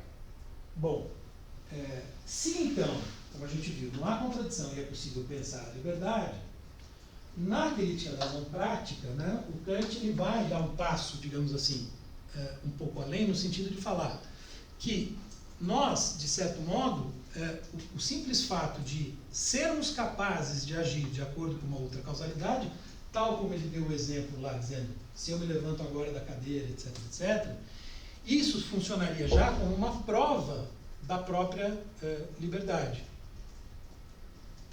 Então, uma das três ideias da razão, no caso humano, estaria, entre aspas, provada. Isso também vai ser objeto de muita discussão, né? Mas seria uma prova no âmbito metafísico. Ela não diz respeito à ciência física, mas no interior dessa metafísica, que consiste em examinar a razão, que consiste em examinar os princípios subjetivos, está estabelecido. Tanto é que aqui, nesse livro, o Kant vai chamar a lei moral de ele usa a expressão latina, um factum da razão. Como se fosse, então, algo que está dado com a razão. Então, se nós somos racionais, nós somos seres morais. E ver, né? Quer dizer, eu vim aqui para a moral pensando lá, o nosso fio eram as ideias da razão, né? Eu vou problematizar isso daqui a pouco. Fato é que, então, tendo esses dois elementos, sabendo que a razão, né, então eu trouxe também aquele outro esquema de lá, assim como ela pensa, né, um fundamento último, e pensa a liberdade, isso a dá uma prerrogativa, né, a autoriza a funcionar assim como impulsionadora do agir humano. Eu tinha colocado, né, um ser humano, primeira vez que eu coloquei esse esquema aqui, né? Então, o ser humano ele é influenciado tanto pela causalidade natural como pela lei moral como facto da razão, né, que eu coloquei ali, e a sua ação vai resultar dessa combinação. Então, é possível pensar isso. Mas, nós poderíamos nos colocar a seguinte questão, nesse ponto, né, que faz parte, de novo, aqui do movimento da fundamentação. Tá bom, né, digamos então que nós somos assim constituídos. Nós temos para brincar, né, tem um anjinho e um diabinho aqui dentro, né, o anjinho mandando fazer uma coisa e o diabinho mandando fazer outra. Tem a lei moral apontando para um lado e a natureza apontando para o outro, né? Ora, se eu sou racional e sensível, por que eu preciso, né, por que eu devo agir de acordo com a razão? Por que eu não posso, em vez disso, preferir dar vazão aos meus impulsos sensíveis e até mesmo aos meus impulsos racionais, né, e, sei lá, adorar o Führer, por exemplo, né? Ou seguir o Bolsonaro, para dar um exemplo mais atual. Por que eu devo seguir a razão? Por que eu devo agir de acordo com o imperativo categórico? Essa é uma questão que o Kant se coloca na terceira seção da Fundamentação, que é um texto extremamente polêmico entre os kantianos e que, em geral, os kantianos, digamos assim, mais ortodoxos, evitam. Porque o Kant usa ali palavras um pouco fortes, no sentido de identificar esse eu racional, esse elemento racional do eu, com uma ideia de eu inteligível, né? Então, dada essa pergunta, que é inclusive o título de uma subdivisão da terceira seção da Fundamentação, né, coloca-se esse problema. Eu trouxe vou fazer uma citação do meu livro, em que eu entro nessa questão, e eu gosto, né, não sei se todos já perceberam isso, né, mas eu gosto, quando eu estou estudando Kant, eu gosto de provocar os kantianos, quando eu estou estudando Nietzsche, eu gosto de provocar os nietzschianos, que nem a Samantha, quando eu estou estudando Heidegger, eu gosto de provocar os heideggerianos. Então, eu sempre gosto de fazer uma leitura mais provocativa, né. Então, eu trago a seguinte citação aqui, né. Antes da citação, eu falo o seguinte: do ponto de vista da nossa existência fenomênica, né, então, nós enquanto aqui, no mundo sensível, na experiência, que é a única existência que propriamente sentimos como tal, através dos sentidos externos inclusive, né, nós vemos, tocamos, tais leis, as leis morais, né, não são imediatamente determinantes do agir. Então, estou pensando exatamente aqui, nesse problema. De tal maneira que, para que este último possa corresponder à nossa verdadeira essência, elas devem ser encaradas como imperativos. Imperativos em que, portanto, nós mesmos, enquanto inteligência ou enquanto razão, prescrevemos deveres a nós mesmos enquanto fenômenos ou enquanto seres sensíveis, né? Vejam, no limite, o tipo de problema que eu estou botando aqui, que o Kant está enfrentando nesse trecho da Fundamentação, é análogo ao problema do Descartes com a coisa de como que a alma bota o corpo em movimento, né? Quer dizer, como é que essa lei, se ela é racional, tudo bem, dá para entender o modo como ela se aplica aos fenômenos quando eu estou estudando fenômenos na física e enunciando, mas aqui não se trata de compreender fenômenos, aqui se trata de produzir uma ação no mundo, né? Então, como é que essa lei, esse princípio, que é puramente formal e racional, coloca o corpo em movimento numa certa direção, né? Bom, aí eu cito Kant, nessa tal terceira seção. Ele diz: Na medida, porém, em que o mundo inteligível, claro, lá na Crítica da Razão Pura, quando ele fala inteligível, ele dialoga com Platão, o mundo inteligível não é o mesmo da metafísica clássica e tal, mas o vocábulo, né, a expressão está aqui. Na medida em que o mundo inteligível contém o fundamento do mundo sensível, isso deve causar estranhamento em função do que a gente viu até agora. Né? Em nenhum momento a gente falou de fundamento do sensível no inteligível. O inteligível tinha as condições de possibilidade a priori da experiência. E, além disso, né, então, na medida em que ele é o mundo inteligível, no que tange a minha vontade, a qual pertence inteiramente ao mundo inteligível, aqui tem uma distinção importante que Kant faz entre vontade, que ele vai associar à razão, e desejo, que ele vai associar à natureza. Tá? É importante lembrar isso para entender a palavra vontade aqui. Né?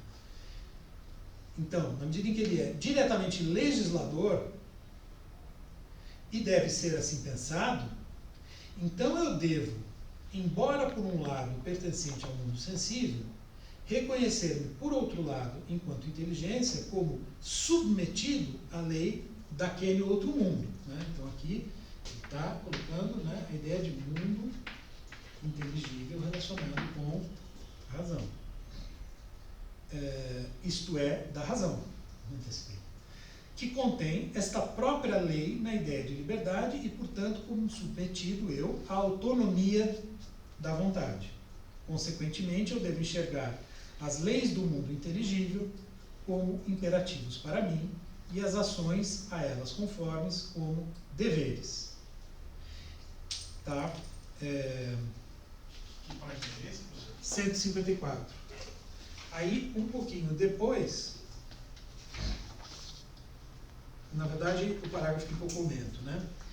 Esse é, pois, o sentido em que a dualidade sensível e inteligível, núcleo essencial da moral kantiana, que sou eu falando, ou comentando essa citação, né, deve ser compreendida.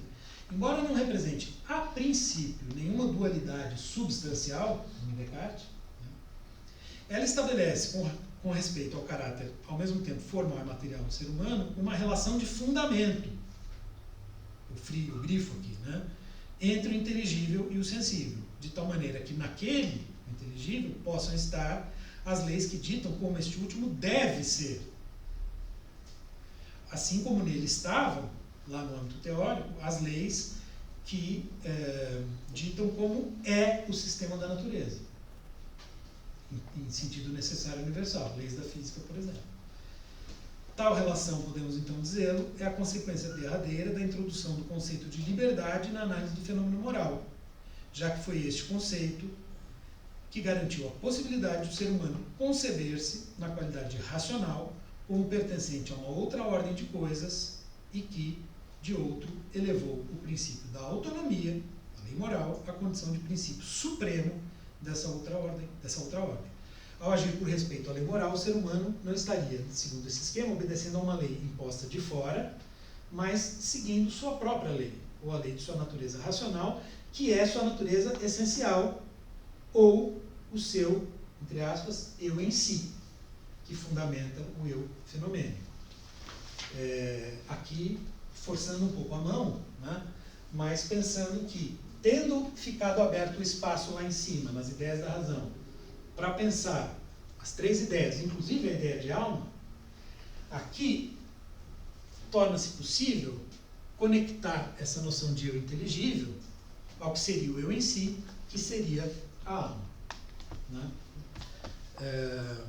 Claro que todos esses que atualizam o Kant para pensar a moral, para pensar a política, etc., querem evitar esse elemento metafísico. Né?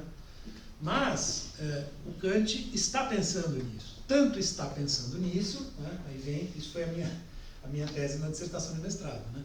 Foi enfatizar a importância dessa parte da obra, que é a dialética da razão prática, porque aqui também vai ter uma analítica e uma dialética, como na crítica da razão pura. Né? Então aqui o Kant vai desenvolver essa doutrina para a qual eu chamo a atenção aqui, que são os postulados da razão prática. O que vai acontecer? A liberdade, que estaria, entre aspas, provada já,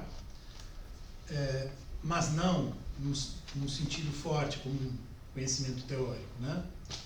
A alma imortal, né? A imortalidade da alma, e a existência de Deus, que lá eram ideias, mas ainda ideias mais indeterminadas, digamos assim, né? Pensadas em termos mais abstratos, aqui ganham uma especificidade maior, porque tem uma função que é justamente a de garantir o tal, pelo menos a esperança que nós podemos ter no progresso da cultura. O Kant ele costuma falar que a filosofia dele procura dar conta de algumas questões. O que posso conhecer, o que devo fazer e o que posso esperar. E a quarta questão é o que é o homem, que ele vai colocar na antropologia. Mas o que posso esperar? O que posso esperar, ele responde usando essas noções e usando, no âmbito da história, a noção de progresso, que se casa com a própria noção iluminista, né? A noção do que é o iluminismo. Então, essas ideias que não tinham solução no âmbito prático, sobe um pouquinho, Samantha, por favor, nesse mesmo slide, isso. Eu tinha colocado aquela questão, né? Então, não tem solução no âmbito teórico. Peraí, o que está escrito aqui? Sobe. Sem solução, né? Então, sem solução. Assim, no âmbito teórico, não. O conhecimento científico não tem solução. Né? Que é o âmbito do saber, do Wissen, né? Que é próprio do conhecimento teórico. Eu já vou explicar essa distinção aqui. No âmbito prático, porém, sim, há solução. Nós devemos, entre as duas opções, Deus existe ou não, nós devemos optar pela tese de que existe. Liberdade ou não, devemos optar pela liberdade. Né? O eu, lembra? Igual a x e tal. Aquele não é mais igual a x. Aquele é uma alma imortal. Tudo bem, né, que isso é só uma ideia, mas aqui nós devemos acreditar? Sim, devemos. Né? Então tornam-se postulados da razão prática. Dada a nossa natureza moral, né, então vamos dizer, o Kant primeiro, ele procurou estabelecer isso aqui. Mas uma vez que ele estabeleceu isso aqui, ele vem para cá, né, por isso que é a segunda parte da razão prática. E ele vai falar, para que tudo isso não apenas seja determinante para nós, como ele já mostrou, mas nos permita esperar e acreditar num progresso moral. Então, essas ideias, elas são necessárias para reforçar, digamos assim, a nossa confiança nesse progresso moral e estimular a ação moral. Então, embora a lei moral ela mande por si mesma, é como se aqui você tem elementos que ajudam também, né? Quer dizer, serviriam para reforçar, para estimular ainda mais o ser humano a agir moralmente. Isso é análogo ao que você falou anteriormente do Newton, que não precisa que pensar em Deus. Serviu para ele propor a hipótese dele, mas não que isso seja verdadeiro. Perfeito. Bem observado. É nessa linha. Você usou dois termos para lidar, acho que está no slide assim. Como ser. É como ser. É isso, como ser, e o como outro se era existisse. quando fala do que realmente dá para conhecimento, você usa um pensamento. Né? Não é uma coisa que a gente conheça, a gente pensa, né? Mas ele chega a dar um nome aqui de conhecimento prático. Quer dizer, então, o Kant tem isso também, né? Ele estabelece certas distinções para o tradutor e o seu inferno. Né?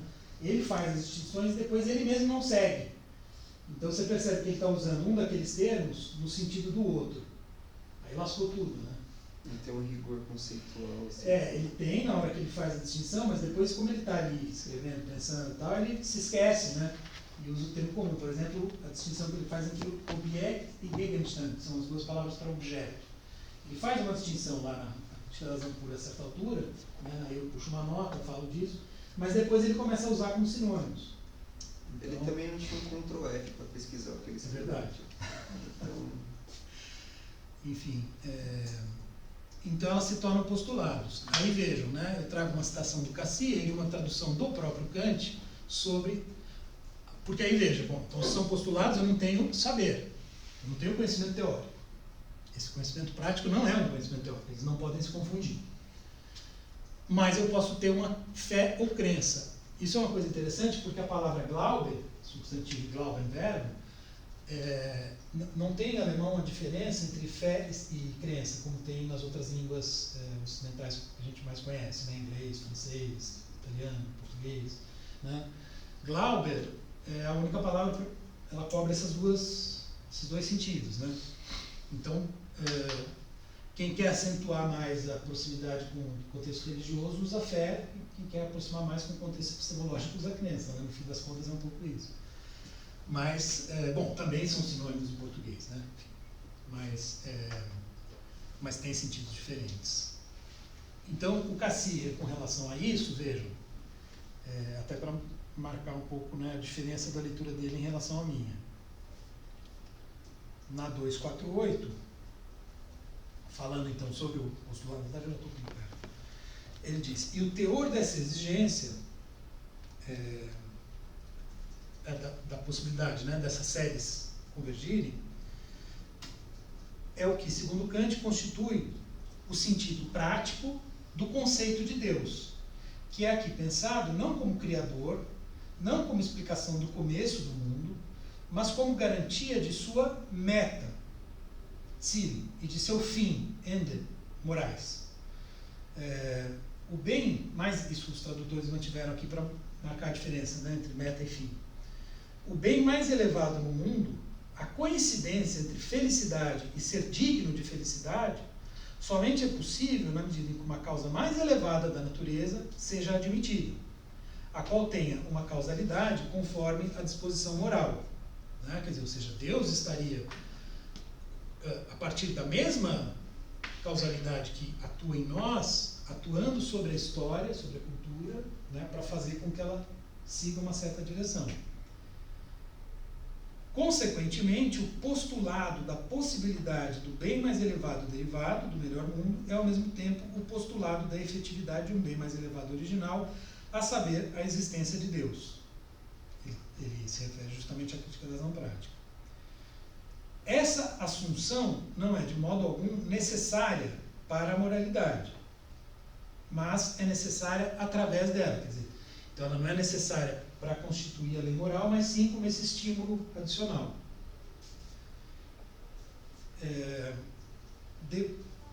Devemos admitir uma causa moral universal para que nós nos anteponhamos um fim último conforme a lei moral. E tanto quanto o último, do mesmo modo, ou seja, no mesmo grau e no mesmo fundamento, é preciso admitir necessariamente também o primeiro, essa causa moral universal. A intenção com isso também aqui não é, de modo algum, conceber Deus no sentido da metafísica, como uma substância infinita com seus atributos e particularidades, mas sim determinar, segundo ela, a nós mesmos a nossa vontade. O conceito de Deus é a forma concreta sobre a qual pensamos nossa tarefa inteligível moral e seu progressivo cumprimento empírico. Né?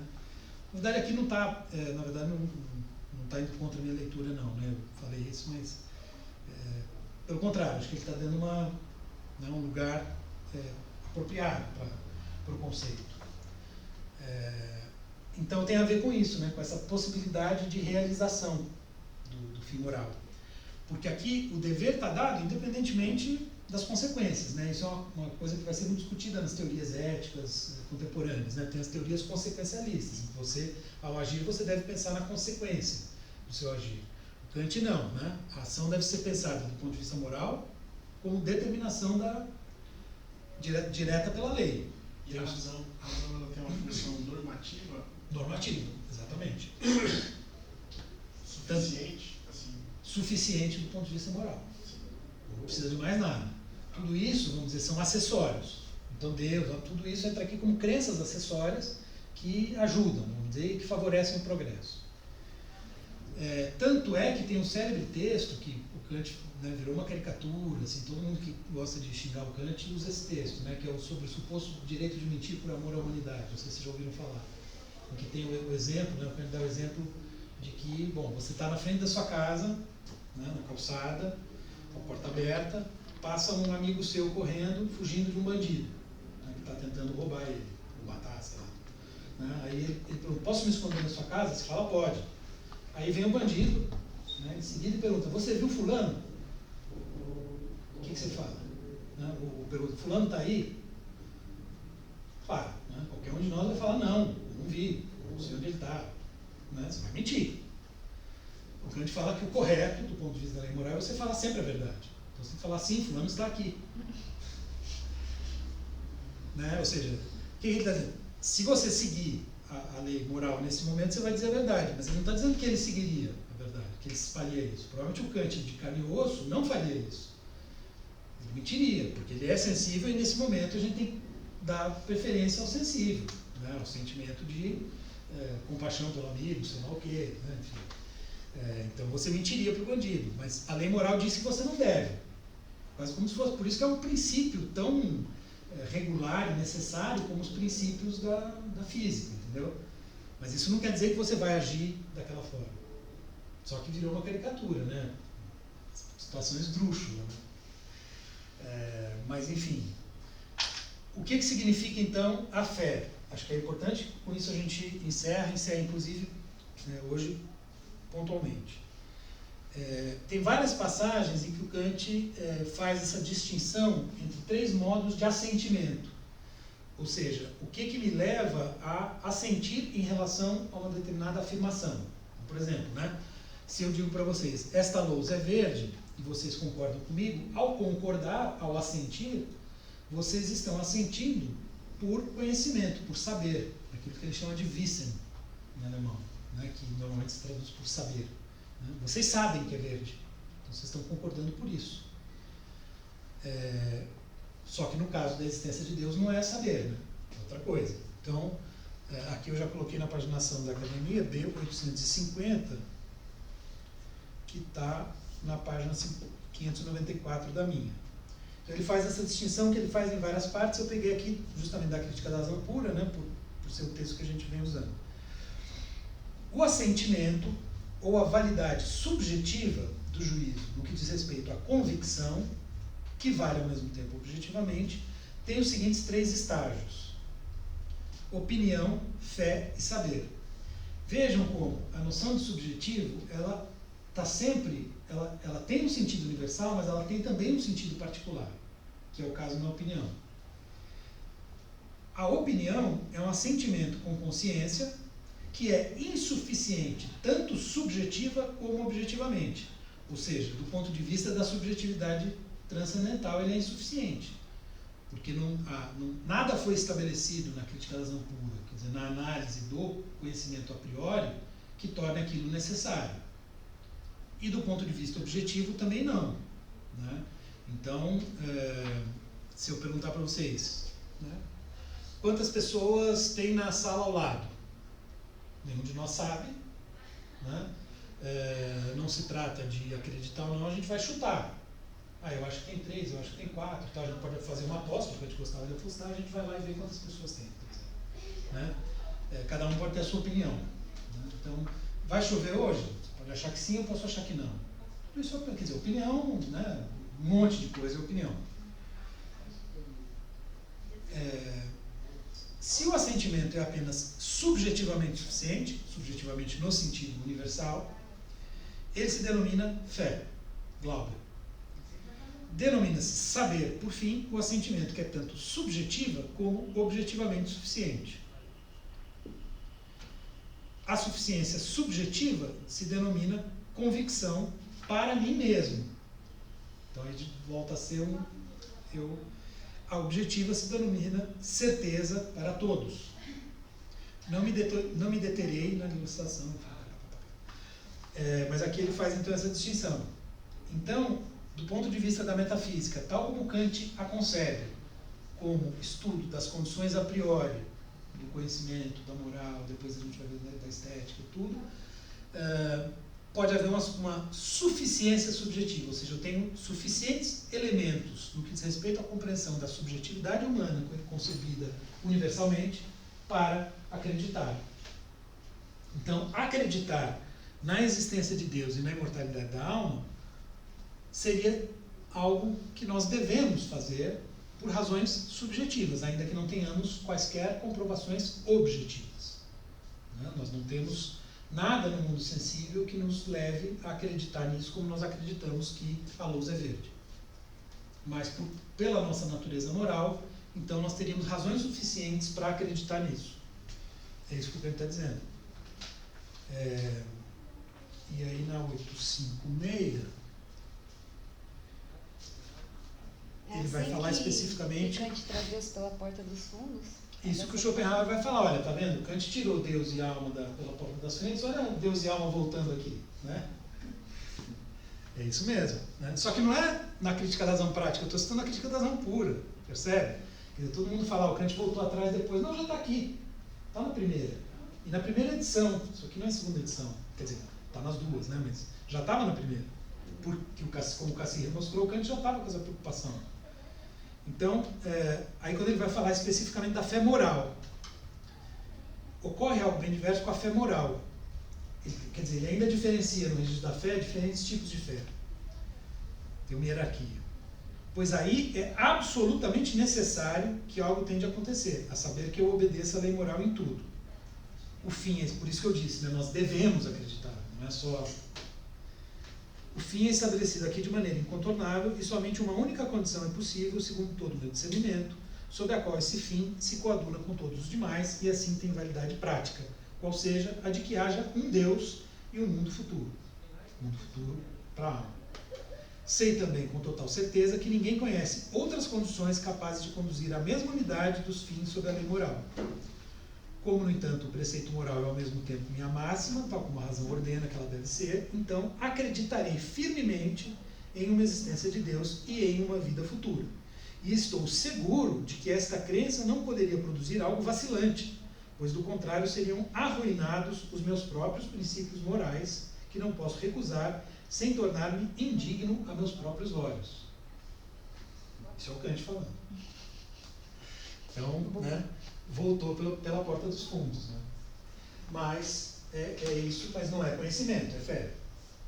Tá? Então esse é o sentido da fé racional. Outro dia até, não sei, que eu publiquei no Facebook, né? Preciso ter muita fé na razão para acreditar nessa fé. Né? Porque no fundo é a razão que é o ponto de partida para tudo. Né? Então, isso é o que é feito das ideias da razão até aqui. Essa questão a gente vai voltar a ver lá na crítica da faculdade de julgar, essa questão de Deus, porque lá ela volta também no final. Mas acho que a gente, com isso, veja, a ideia era introduzir a filosofia do Kant e especificamente a crítica da razão pura. Eu falei da filosofia moral, mas só citei daqui. Né? Claro, citei também a fundamentação, mas o Cassirer tem razão em afirmar que o Kant já estava com isso aqui na cabeça. E com muita coisa do que viria depois já estava na cabeça dele aqui e vai ser desdobramento. Ele vai botar no papel. A crítica da faculdade de julgar já é um pouco diferente, como a gente vai ver. Porque não estava... É diferente, quer dizer, aqui você tem cartas, você tem indícios de que o Kant já estava pensando na metafísica dos costumes, na filosofia moral, etc. Mas a ideia de uma crítica do gosto, que é a primeira parte da faculdade de julgar, então, os problemas que ele vai mobilizar lá, segundo os estudiosos, né, os indícios, eles só aparecem depois. Então, Kant não tinha a ideia da terceira crítica, aqui no começo. De fato, é uma novidade, assim, uma coisa que vai surgir inesperadamente no caminho. Aí tem a ver com aquelas reviravoltas que o Cassirer fala que o Kant, apesar do estilo durão, assim, né, de fazer tudo planejado e tal, ele se permitia, né, mudar e conforme apareciam novos problemas, novas questões, né. Bom, então, as próximas aulas a gente vai ler trechos, né, específicos da crítica da razão pura, né, que eu coloquei. Eu vou fazer o primeiro seminário, digamos, né, na segunda, e aí na quarta é o Ricardo que já saiu. Né, e aí já estão definidos, né, todos os seminários. E aí a ideia é fazer um outro exercício, né, um trabalho de leitura mais detido do texto e tal. Tudo bem? Professor, as aulas que você grava, elas estão... Então, a princípio, eu tenho feito, desde que acabou a pandemia, né, que eu estou presencial, eu estou adotando diferentes estratégias. Tentei fazer híbrido, não deu certo. Eu libero as aulas depois, mais à frente. Mas, se a gente entrar em acordo, eu posso até já ir liberando. Porque o meu único receio, assim, né, sobretudo uma disciplina grande, né, mais alunos, TPF, por exemplo, o pessoal sabendo que eu vou disponibilizar a gravação não vem na aula. Né? Mas eu acho que não é o nosso caso. Eu acho que eu posso confiar em vocês e posso, né, passar as gravações Procurei aula de segunda, que eu falei. Essa de hoje eu falei de antemão, né? Que eu ia disponibilizar por causa da semana de filosofia, né? Enfim. Mas eu vou disponibilizando, até para, de repente, ajuda na preparação do seminário. Né? Mas se vocês começarem a faltar, eu tiro isso do ar.